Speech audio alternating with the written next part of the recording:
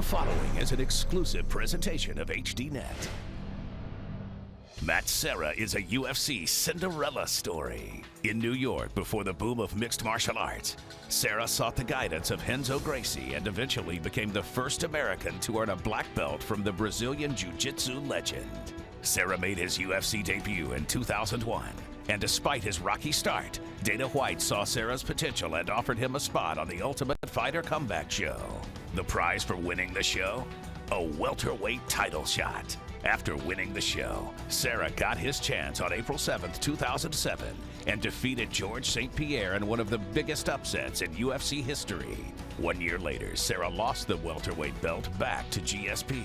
Does Serra expect a chance at redemption? And what lies ahead for the 36-year-old Cinderella man? Matt Serra is our guest this week on Fighting Words with Mike Straka. From HDNet, this is Fighting Words with Mike Straka. This week's guest, former UFC champion Matt Serra.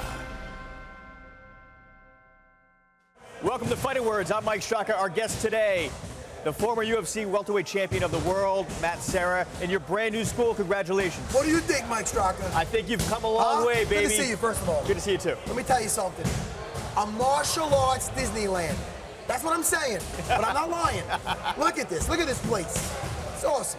Now, are you setting yourself up for the future? I mean, most guys have these great schools, but the East Coast doesn't have schools like this, like the West Coast does. They go to Vegas, these schools are a dime a dozen, but here you're one of the first. Like, you know, I mean, I look at it like this, you know, this is what I'm gonna do. I fight, obviously, but I also teach. It goes hand in hand. I had my schools here in Long Island for close to 10 years, for like 9 years now. And it was time to step it up. We had a problem that you want to have, and that's outgrowing our old school.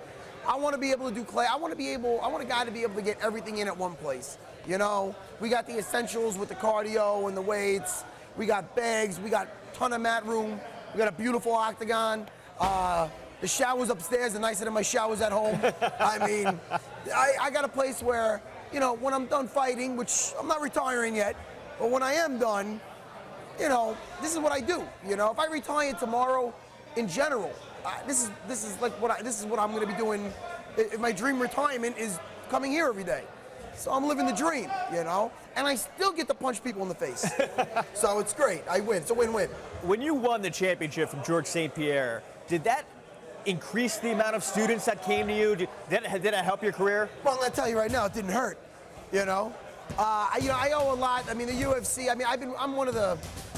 Once Zuffa took over, I mean, I was with the UFC since 2001. You know, I mean, the Ultimate Fighter series, it did wonders for me. It gave me an opportunity, and I seized the hell out of it, you know? Title shot. It's a Cinderella story. When you look around your school, do you see anything that's similar to when you were training? Or do you think that the kids in training these days have such a better quality of training than we had growing up? Well, it's definitely easier to come by, you know, as far as even learning the art of Brazilian Jiu-Jitsu. I used to go 1 week, 1 day in the city to see Renzo, because he was only in there one day, and then I would drive from here to Red Bank, New Jersey. You know how far that is? Yeah. Every Sunday morning. I used to leave at 5 in the morning, and I used to do a private down there around 9 o'clock, and drive home. That was it. An hour private drive just to learn Brazilian Jiu-Jitsu.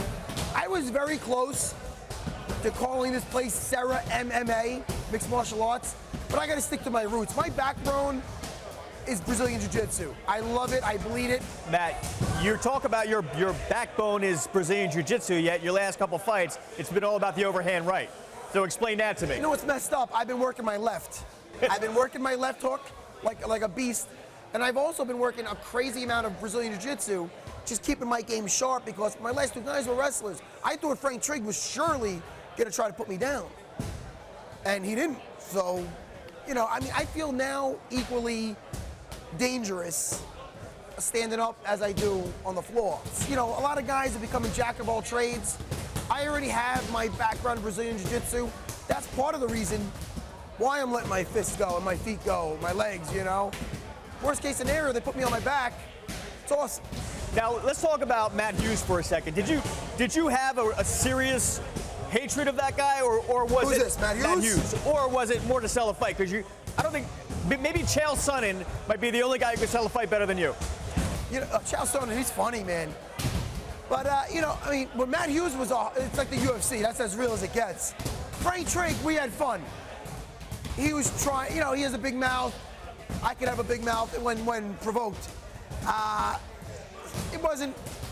It's not that we didn't mean what we were saying, me and Frank Trigg, but it was definitely not as personal.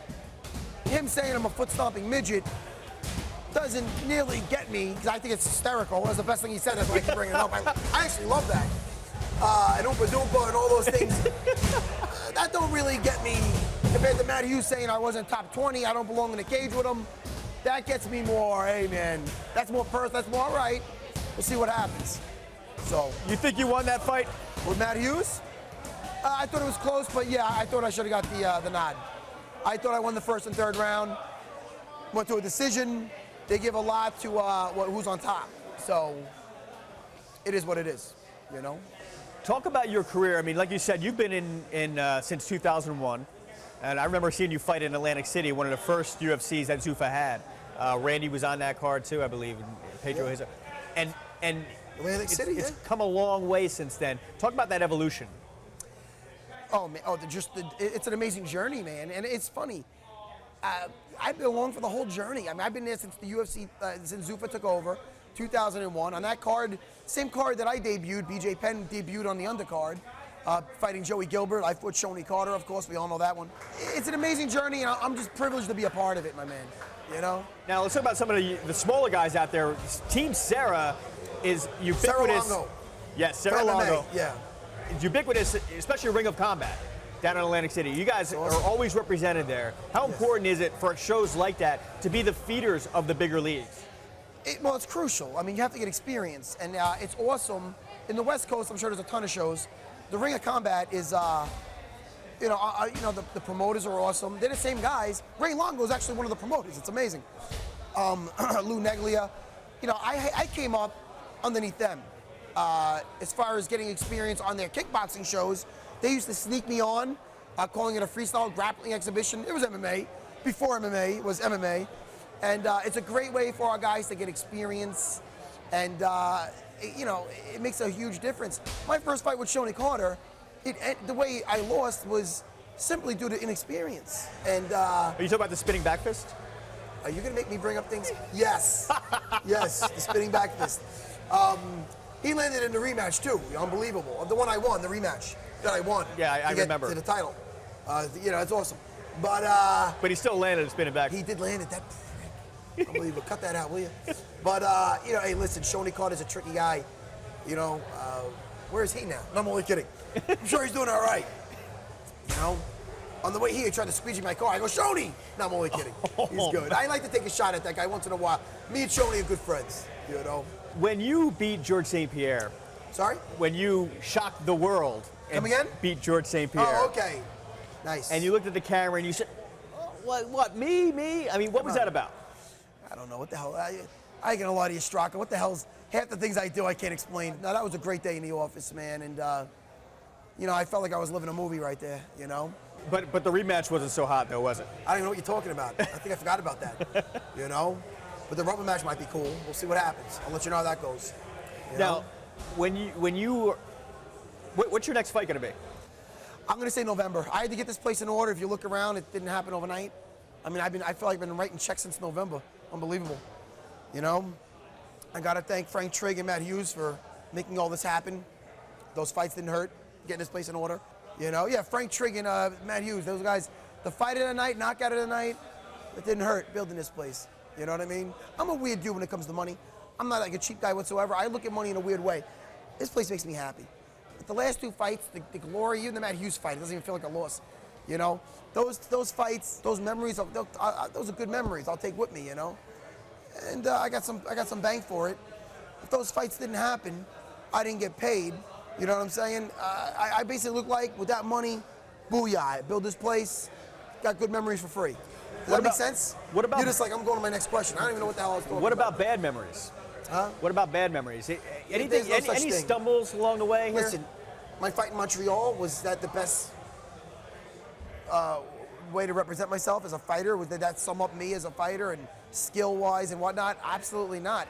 You have a bad day in the office, you know, it could haunt you, or you could go with the old, hey, man, you learn more from a loss and all that stuff.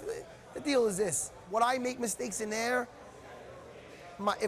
you know what? Not only do I learn from it, my guys learn from it. The next lot of times, the next day, when I teach right afterwards, in class, after a fight like that, it works out so much better than when I even win a fight, because I'm like, all right, guys, let's go over what I should have done right. You know, what I did wrong, let's go over that. That's what we're doing for the next 2 months. They get better for it, I'm better for it. You know, the only thing is your ego, and I got my ego in check. I'm cool. When you lived in the basement of your first school, tell me about those times in your life. My first school, it's still there. I have it over there still, and I have no regrets. I loved it. I was living the dream. Listen, if I was married with a kid, I'd probably move in here. You know what I mean? So it's like, I'm a very low maintenance type guy. I'm an easygoing dude. When I lived in my academy, it was awesome, because I'm like, man, I'm saving. I wasn't packed like it was here, you know what I mean, or it is now and whatnot. You know, I was getting by, and I'm like, look, you know, I'm saving money on rent by just paying, you know, the school here. I'm paying the rent here. I lived in the basement, a little studio, half the size of one of the locker rooms up there. I know, no regrets. I mean, but you if can't, I'm 45 doing that, maybe it's a little awkward. I was in my 20s. But you can't do that anymore, though, anyway, can you? Because of who you are. Do what now? You can't live in a basement of your school because, you know, people were going to come after Matt Serra, you know, whether it's going to be a lawsuit or whether, you know, it could open you up into some bad news, is what I'm saying. I mean, yeah, you know, I'd be fighting off groupies. It's a horrible thing. I'm only kidding. Listen, I'm a married guy, you know, and I'll leave my address off the internet. I saw that on Twitter, by the way. What's that? I don't do Twitter. I'm not a big fan of that. Oh, we talked about this before. Not a big fan of Twitter. I'm sure it's awesome for some people. It's great press. But, you know, I don't need to tell people when I'm doing laundry. I don't want to rehash this whole thing. How much, I mean, last time I talked to you, you brought up Matt Hughes, and you said, you know what, I'm off that guy. I'm going to leave that guy alone. I mean, do you forgive and forget? You know, it's not so much, I mean, after you fight somebody, I believe there should be some respect there, you know? He hasn't, he hasn't been walking around saying anything like he did before. So I'm not going to sit there and be as vocal as I was before about him. Do you give him his due? I mean, at one point he was... Oh, no. I even said leading up to the fight that as a fighter, I respect him, you know? I respect what he's accomplished. Still feel I beat him. Do you feel like people respect you for what you've accomplished? It's funny with that, you know. It depends on who you talk to. You could talk to 20 guys. What about you? What do you think? Oh, I'm fine. Yeah, I'm good. I mean, I'm a rough critic on myself after every fight. Besides the last one, that went well. Do me a favor, guys. Do me a favor. Guys, why don't you roll right here? No, I'm only kidding. Why don't you move over a little bit? Thanks, guys. That's awesome. But, all right, so how about that? They're gonna take out Straka. More with Matt Serra coming right up.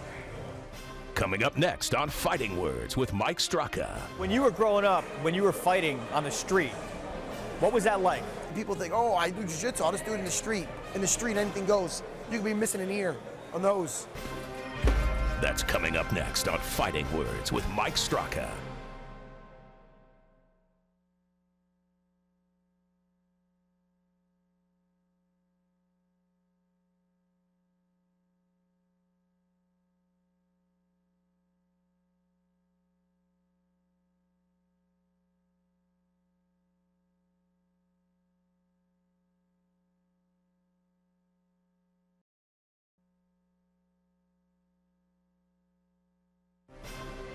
Welcome back to Fighting Words with Mike Straka.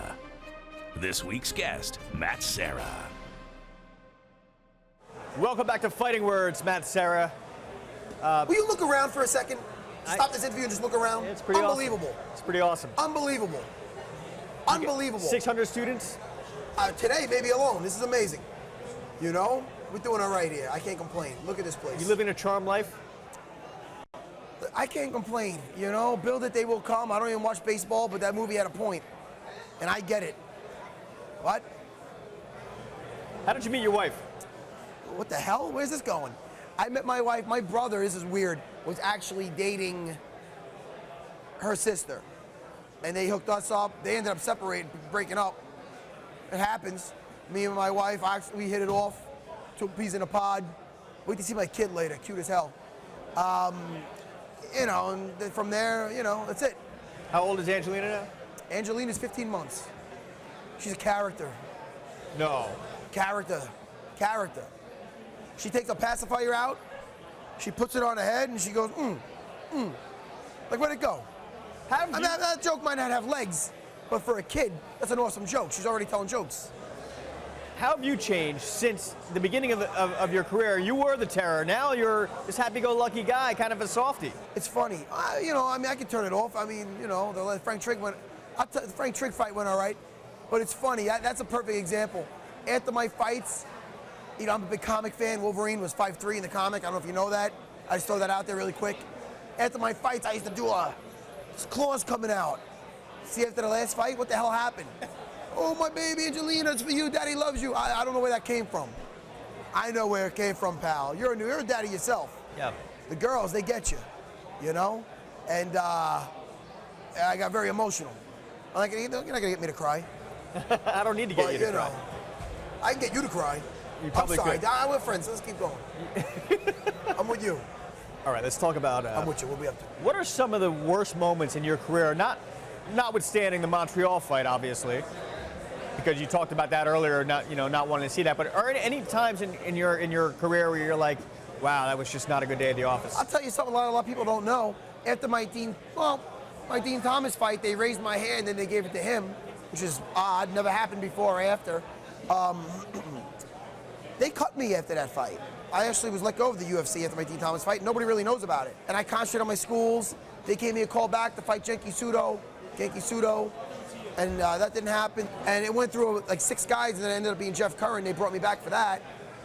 And then I won 2 in a row, lost the Caro after that, and that led to the Ultimate Fighter. If I would have won that Caro fight, you know, all right, for instance, that Caro fight was a horrible day in the office. I mean, it was good in a sense where I got a nice highlight. You know, before that fight, I had a torn meniscus. But everything, it's so weird. People say things happen for a reason. Torn meniscus, all I could do was box. I couldn't even kick. It got my hands up. It got my hands up for that fight. My conditioning wasn't great because I didn't do any up and down, but I did a hell of a lot of boxing, sparring. I got my shock treatment in. I got my right down. I got my timing in, and what it all led to good things, man. I almost finished him in the first round, Caro Parisian. He weathered it. He won that fight. Justifiably so. He did awesome. I gassed. I got through it. It showed my heart, showed my right hand. I showed I don't quit. At the same time, that got me an opportunity to get on the Ultimate Fighter for the comeback show. And you know how that show worked out for me. When you were cut from the UFC and you concentrated on your schools, did you think there was ever going to be a comeback? You know what, man? I always like to stay positive, but I was always one of those guys where if it all ended tomorrow, I was just happy to be here. I was happy to. Some guys have one showing in the UFC, and then maybe 2 and they're out. Some of them have 1 and they're out. I was very fortunate to be where I was, and I knew that. I was a veteran in the game, even with that loss. And then, you know, in my wildest dreams, you know, everything worked out amazing. You know what I mean? Matt, when you know kids, students, friends who fight and lose, and you know how much it hurts, what do you counsel them? You know, the one good thing, not the one good thing, but I mean, you know, the mixed martial arts, the fight game is a brutal, brutal game. And people, when I say that to people, like, I know it's so violent. And no, you lose. You got the guy at 7-Eleven telling you what you should have done right. You know what I mean? You got this fat uncle of yours saying, oh man, that guy's a bum. And you know, I'm like, what the hell? You know what I mean? There's a lot of guys out there. Misery loves company. When you fall, when you win, everybody's your friend. When you lose, oh man, I told you he wasn't that good. So it's like, you know, you got to keep your head on straight, and you gotta really be in it for the right reasons. Otherwise, you'll be exposed. And it's just, you know, you have to have thick skin to be a fighter, and it comes from, you know, and it stems from all that. When you were growing up, when you were fighting on the street, what was that like? You know, again, I got a lot of kids looking up to me now. It's not that I condone that, I feel if I would have had Brazilian Jiu-Jitsu back then, say just a plug for my school, I feel I wasn't into sports. I used to play because I'm with my friends, but the attitude in school and whatnot, I didn't get along with some coaches and this and that. If I would have had Brazilian Jiu-Jitsu back then, I feel it would have been a way to channel my energy, the submission grappling tournaments. It's just something I took to. And I have kids that I see some of myself in them, and they could have went the wrong way. They could have been fighting in the street like I have. And, you know, that's all fun and games until you get seriously injured. Also, it's not fun when you get into some lawsuits, man. I had to go on trial twice in my life. For fighting? For fighting. I was all set to go into the Marine Corps at 17. I was in something called the delay entry program. My parents signed at 18, I was going after high school. I got into a street incident with a guy coming up to find me and look for trouble. I hurt him real bad. The Marines didn't take me. Nowadays, probably they would have. Back in '92, they didn't. They said, look, this ain't happening. And even though the guy came looking for me, I was sitting there like, what am I going to do? And then it's just the way fate works. And then I found Renzo Gracie right after that. So it's an amazing thing. How did you hurt the guy? You know, I don't want to get too into what happened, but you know, the guy. Were you training back then? What's that? I wasn't training. I ended up. You got to be very careful with when people think, oh, I do jiu-jitsu, I'll just do it in the street. You know, the guy ended up coming to my work with a couple of carloads of people. We got into a little verbal incident. The guy came looking for me. It happened at my place of business when I was 17 years old, and the guy got me in a headlock face on, and I actually ended up, you know, biting him, you know, in his ear. But so it's nothing I'm proud of. But again, in the street, anything can happen. Anything can happen. And I tell my guys, yeah, that's all. You want to look at the latest guard move? It's for defense only, numbnuts. That's what I tell them. I go, it's all fun and game. You want to test yourself, jump in a naga. You want to test yourself further, work your way up to the amateurs, go to Ring of Combat. Maybe you can lead to someplace, you know, someplace good, you know. You want to fight in the street to try to learn what you've been doing and want to work that in the bar, you can be missing an ear, a nose, you know. In the street, anything goes, and it's not pretty. And we have a saying out here, and there's a saying in general. My father taught me, like, all right, hey, you know, the loser goes to the hospital, the winner goes to jail, you know. And I'm very fortunate that, you know, things worked out for me in that area too, you know. I never looked for trouble in my life in the street, but it finds you, anything goes. So I tell my guys, avoid it, avoid it, avoid it. You're in a corner, do what you do here. Tell me about your relationship with Ray Longo. Just like I wouldn't be here without Renzo Gracie, I wouldn't be here without Ray Longo also. The guy's done wonders for me. Guy holds pads at 1 in the morning. The guy, that's his own doing. I think he likes it like that. He's weird. But seriously, I mean, that guy, you know, he brought me up with the striking, you know. Doesn't it take somebody like that to help push an athlete, especially, you know, you're not in an area where you could just go to one school to the next school. You're pretty isolated out here on Long Island. Doesn't it take somebody like that to really help you out in your career? It's so funny, man. People think I got to pop around, ding, ding, ding, ding, and, oh, I got to go to Greg Jackson's. I got to go to Albuquerque. I got to go to, man, it's all bullshit, all right? Between me, you, and everybody watching. Don't get me wrong, Greg Jackson's a nice guy and whatnot. There's no magic pill for this. I got my ground covered with Renzo Gracie. I've got my wrestling. I mean, we're in Long Island. I got wrestlers I can pick from everywhere. I got a bunch of great guys with that. And Ray Longo with my striking, you know, I didn't have to learn, you know, you have to spar the right way. You have to roll the right way. You have to train the right way. You don't need a camp in Albuquerque. You don't need to train up in the freaking Big Bear. I mean, if it's cool, if it works for you, cool. It's awesome.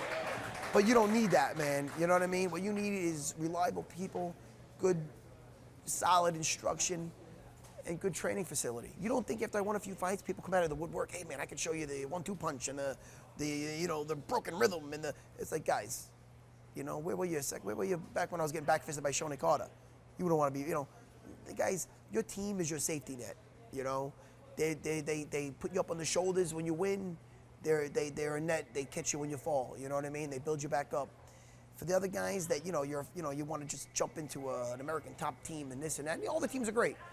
But, you get either lost in the mix with not just that team, but I'm talking about any team out there, the big teams. It's not about wearing a cool T-shirt, you know what I'm saying? Saying, hey, man, look at who I train with. You got to have you have to have guys that give a crap about you. All right, this has been Fighting Words. I'm Mike Straka. This is Matt Serra. Once again, thank you. Awesome to have you. All right, see you guys next week.